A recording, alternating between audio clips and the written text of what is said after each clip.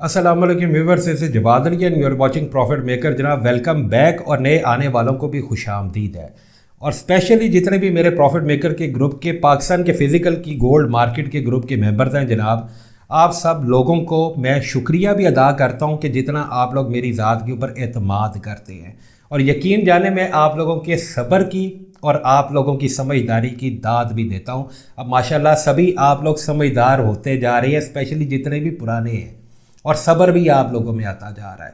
आज से लगभग तकरीबन 20-22 दिन पहले जो ब्रीफिंग रिकॉर्ड की थी उसके अंदर मैंने आप लोगों को कुछ रेंजेस दी थी कि ऊपर 2070 और नीचे 2020-22 इसके अंदर अंदर ट्रेड होनी है।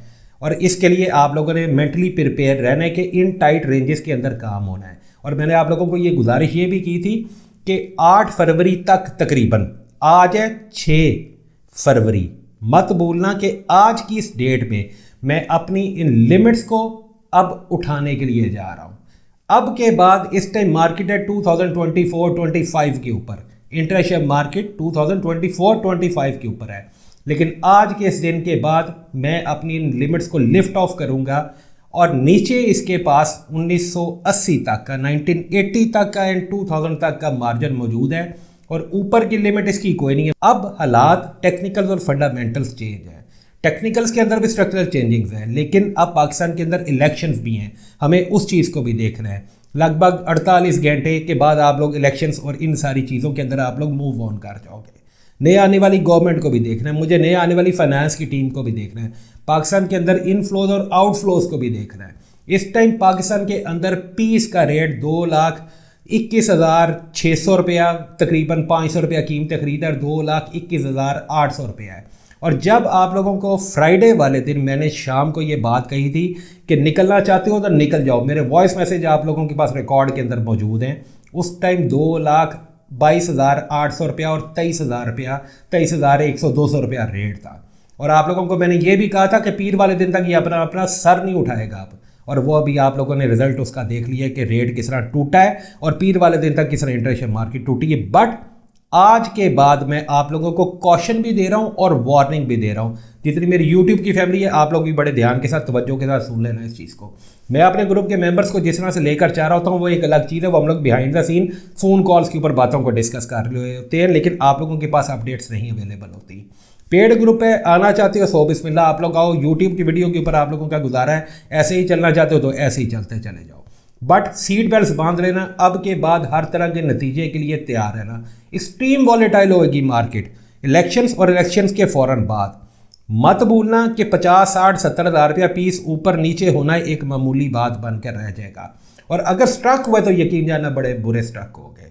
यहाँ पर गलती की गुंजाइश कोई नहीं, 0%। इस चीज़ को आप ध्यान में रखना। आप रिलैक्स मोड में से निकल कर ज़रा बाहर आओ, इंतहाई टेक्निकल गेम होने जा रही है। इंशाल्लाह ताला कवर करता हूं अपने सेगमेंट्स को, देन आगे चल के इंटरनेशनल मार्केट और लोकल मार्केट को भी मैं डिस्कस करता चला जाऊंगा। मार्केट इस टाइम 2024 के ऊपर है। डॉलर आज हमारे पास वार्निंग के अंदर जो ओपन होने जा रहा है 278.50 कीमत खरीद और 281 रुपीज में डॉलर इस टाइम ओपन मार्केट के अंदर बेचा जा रहा है। मैं दोबारा रिपीट कर रहा हूं, 278.50 and 281 rupees. GBP UK pound 352 and 355 कीमतें फरोख्त है। यूरो 300.75 और 303.75। कैनेडियन डॉलर 206 रुपये और 210 रुपये। ऑस्ट्रेलियन डॉलर ओजी 180 रुपये कीमतें खरीद है और 184 रुपये कीमतें फरोख्त है। यूएई दिरहम 76.25 पैसे और 77 रुपये कीमतें फरोख्त है। सऊदी रियाल 74.45 एंड 75.15 इसकी कीमतें फरोख्त है। यूएसडीटी का रेट 282.50 पैसे और इंटरबैंक हमारा 279.41 के ऊपर हमें ओपनिंग देगा। लेट्स सी कि व्हाट हैपन, रेट कितना ऊपर जाता है या फिर नीचे जाता है। पाकिस्तान के अंदर इस टाइम इलेक्शन जोन से वो सर पर आन के खड़े हैं आपके। इसके बाद अगर मैं आ जाऊं स्टॉक मार्केट के ऊपर, तो स्टॉक मार्केट हमारी ओपनिंग देने जा रही है 63,000 के ऊपर ओपनिंग, और प्रीवियस इसकी क्लोजिंग जो सी 609 पॉइंट अप्रॉक्सीमेटली वो पॉजिटिव के अंदर जो है वो क्लोज हुई है। इस चीज़ को मत भूलना आप लोग। और मैंने आप लोगों को ये कहा था कि मैं इसको इलेक्शंस के दिनों में भी देखूंगा और इसको प्रोलॉग भी करूंगा। और अगर मैं खित्ते के हालात के ऊपर आ जाऊँ, खित्ते के हालात के अंदर आप लोगों ने थंबनेल को पढ़ लिया है, तकरीबन 85 के करीब स्ट्राइक्स इस टाइम हो चुकी हुई हैं और जिसको मैं इस टाइम अगर इंटरनेशनल मार्केट के ऊपर सिनेरियोस को अगर मैं देखूं तो वो उसके ऊपर बहुत ज़्यादा असरअंदाज हो रही है। सबसे पहले मैं फाइनेंशियल टाइम्स को कोट करने जा रहा हूँ। US launches air strikes against Iran linked targets in Iraq and Syria. US ने मुख्तलिफ स्ट्राइक्स लॉन्च किए कि जिसके अंदर फर्स्ट टाइम उसने अभी काफ़ी अरसे के बाद उसने बॉम्बर्स को लॉन्च, और ये इनडायरेक्ट स्ट्राइक्स हैं कि जो उनके ईरान के साथ लिंक्ड मलेशियास को उसने टारगेट किया है। अभी तक इस चीज़ को काबिल गौर है कि ईरान के ऊपर डायरेक्टली टारगेट नहीं हुआ। दुनिया भर के अंदर इस चीज़ को बहुत ज़्यादा इस टाइम उसके ऊपर नज़रें रखी हुई हैं कि ये एक नया फ्रंट भी ओपन हो सकता है और मज़ीद जो इसराइल और हमास की वॉर है उसके अंदर कम्प्लिकेशंस भी आ सकती हैं। मत भूलें कि इस टाइम सेक्रेटरी ब्लिंकन जोन से हैं, वो इस टाइम इसराइल के लिए वो बैक एंड के ऊपर वो कोशिशें कर रही हैं। उनके डिटेल्स में अभी आप लोगों को नहीं लेकर जाऊंगा क्योंकि आप लोग पाकिस्तान की लोकल मार्केट के ग्रुप के मेंबर्स इस टाइम मैं आप लोगों को एड्रेस कर रहा हूँ और मेरी यूट्यूब की फैमिली थी। इसके बाद मैं द गार्डियन पे आ जाऊँ। Courtesy by the guardian, fears of disastrous consequences for foreign region after US strikes। दुनिया भर के अंदर इस टाइम खौफो हरास पाया जा रहा है और इस जो एक रीजन के अंदर कॉन्सिक्वेंसेज हैं या इसके मजीद दूरस नताइज जो उनसे इनके ऊपर बहुत ज़्यादा इस टाइम दुनिया ने फोकस किया हुआ है कि इसके आउटकम्स क्या होने हैं, डिजास्टर के बाद क्या इसके रिजल्ट निकल कर हमारे सामने आने हैं। और उसके बाद अगर मैं रॉटर्स को कोट करता जाऊँ आखिर के ऊपर, US launches strikes in Iraq Syria, nearly 40 reported killed. 40 लोग इस टाइम अपनी जान की बाजी इन स्ट्राइक्स के अंदर हार चुके हुए हैं। 40 से ज़्यादा ही मुतअद्दिद अभी नोट हो रहे हैं। लेट्स सी कि एंड के ऊपर क्या फिगर्स आती हैं। Take its on a serious note, but इस टाइम जो हमारे पास अगर इंटरनेशनल मार्केट की अगर मैं बात करता हूँ तो यूएस के जो फंडामेंटल्स हैं वो बहुत ज़्यादा पॉजिटिव हैं कि जिसके ऊपर मैंने आप लोगों को फ्राइडे को कहा था कि कुछ ना कुछ बीच में से निकलने वाला काम करो। अगर होल्डिंग को छोड़ना है तो वो बेहतर रहेगा। कुछ निकले भी हैं बीच में से, बट अभी इस टाइम मार्केट हमारी डिक्लाइन करती करती वो यहाँ पर अगर मैं आप लोगों को एक थोड़ा सा एक सिनेरियो ये भी बता दूं कि ये हमारे पास एक वॉल्यूम ड्रॉपिंग का एरिया था। आप लोगों ने प्रीवियसली भी देखा है कि जैसे भी ये जाता है तकरीबन कोई 2052-53 के लेवल्स के ऊपर तो ये गिरना शुरू हो जाता है 2055-56 के लेवल्स के ऊपर। यहाँ पर हमारे पास जो डेटा से वो बहुत ज़्यादा पॉजिटिव थे कि जिसकी वजह से एक डिक्लाइन आया शार्प किस्म का। और देन वो जो जब रेट ने थोड़ा सा शूट अप किया है तो आप लोगों से मैंने कुछ एक को कहा था कि जिनके पास बल्क क्वांटिटी थी कि अपने आप को ज़रा थोड़ा सा रिलैक्स करो, रिलीज़ करो, ये पीर वाले दिन तक भी नहीं उठेगा। लेकिन हमारे पास फेड की स्पीचेज हैं इस पूरे वीक के अंदर। फेड पॉल तो अपनी स्पीच कर चुका हुआ है, मैंने कल इस ब्रीफिंग को कंडक्ट करना था लेकिन मैंने जानते बूझते हुए नहीं की कि लेट मी सी कि ये क्या कहता है फेड आप लोगों का। फेड वॉज अ हॉकिश कि वो अपनी एक हॉकिश टोन के अंदर उसने बात की है और उसने कहा है कि हमारी इन्फ्लेशन जो है वो कंट्रोल हो रही है और हम लोग रेट कट्स के ऊपर by the end of this year या इसके अंदर अंदर हम लोग 3 टाइम्स रेट को कट कर सकते हैं। लेट्स सी कि व्हाट हैपन कट करता है कि नहीं करता। और एफओएमसी में भी आप लोगों ने देख लिया कि मेरा वो जो एक प्रिंसिपल स्टैंड था कि मुझे 5.5 बेसिस पॉइंट से ऊपर जाते हुए इंटरेस्ट रेट वो नहीं लग रहा, वो आप लोगों ने देखा कि वो अनचेंज्ड आया। बट अनएम्प्लॉयमेंट का कुछ डाटा ऐसा था कि जिसने इसको स्पाइक एक मूव दी है क्योंकि सारी चीज़ें फेड कहता है कि हम लोग अपनी एम्प्लॉयमेंट या हमारे लेबर सेक्टर के ऊपर हम लोग जनाब वो डिपेंड कर रहे हैं, जिसकी वजह से ये एक स्पाइक मूव हुई थी कि जिसके ऊपर सारी दुनिया हैरान रह गई थी कि जनाब ये आखिर हुआ तो हुआ क्या है। उसके बाद अगर हम फेड के ऊपर आ जाए तो जो फेड ने अपनी स्पीच की है उसके ऊपर यहाँ पर सुबह 5 बजे के करीब 5:30 बजे वॉल्यूम्स ड्रॉप हुए थे। लेकिन इशू यहाँ पर ये है कि आप लोग पाकिस्तान की मार्केट के अंदर जो एक हमारा टाइमिंग है 3-3:30 बजे इन लोगों ने नवाब के बच्चों ने काम शुरू करना है, उसके बाद रात को 8 बजे बंद करके बोरिया बिस्तरा गोल करके इन्होंने चले जाना होता है। उस टाइम आप लोग कुछ कर नहीं सकते हो। This was a volume dropping area. Then उसके बाद कंटिन्यू डिक्लाइन एक आता चला गया कि जिसके ऊपर मैंने आप लोगों को कॉशन दिया था कि अब बच बचा करके रहो। बहुत मुश्किल के साथ मैंने 2 दिन तक आप लोगों को संभाल के रखा है कि आप लोग ये 23,000 या 22,800-900 वाली रेंज के अंदर कहीं फंस ना जाओ। बचा कर आप लोगों को रखा और फ्राइडे वाले दिन भी कहा था कि मार्केट गिरेगी, मंडे वाले दिन तक गिरती रहेगी। अभी इस टाइम जो मार्केट की हमारी सूरत हाल है, मैं इस टाइम इसको बहुत ज़्यादा ऊपर वाली साइड के ऊपर इंटरनेशनल मार्केट को नहीं एक्सपेक्ट कर रहा कि वो बायर को सपोर्ट देगी। इसके अंदर अभी करेक्शन भी आ रही है और स्ट्रक्चरल चेंजिंग्स भी आ रही हैं। स्ट्रक्चरल चेंजिंग्स इसके अंदर जो है वो इस टाइम बेरिश पैटर्न की कंटिन्यूटी के अंदर है। अगर मैं लेवल्स की बात कर रहा हूँ तो अगर आप मुझसे ये पूछें कि ये ऊपर कहाँ तक जा सकती है तो समवेयर अराउंड कोई 2035-36 के लेवल्स के ऊपर ये ऊपर जा सकती है। देन अगर इसने मजीद अपनी कंटिन्यूटी को बरकरार रखा तो वो एक तकरीबन ये एरिया होगा 2040-43 का एरिया, और इसके ऊपर पास सेलिंग प्रेशर इसके ऊपर आना शुरू होना चाहिए अकॉर्डिंग टू द रूल्स या according to the structure.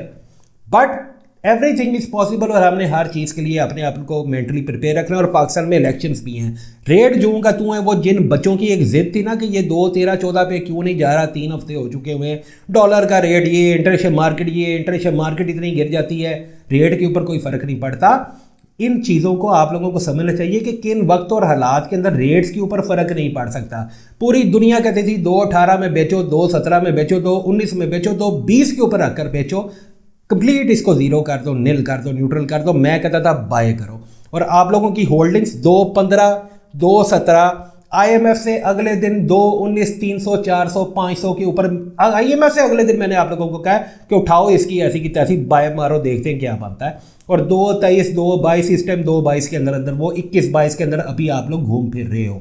But international market अभी इस टाइम बायर को बहुत ज़्यादा लंबी चौड़ी सपोर्ट नहीं दे सकती क्योंकि स्ट्रक्चर मुझे इजाज़त नहीं देता। हाँ, वॉर की न्यूज़ आती है देन इट्स ओके। कोई अब फेड की स्पीचेज है, याद रखना मेरी इस बात को। मैं हमेशा आप लोगों को कहता हूँ कि मैं या कोई भी बंदा बैठा हुआ मेरे जैसा कोई तालिबे इल्म, एनालिस्ट तो छोड़ दो, हमारे जैसे वो लोगों के लिए वो लफ्ज़ नहीं होता, ना मैं खुद को इस काबिल समझता हूँ।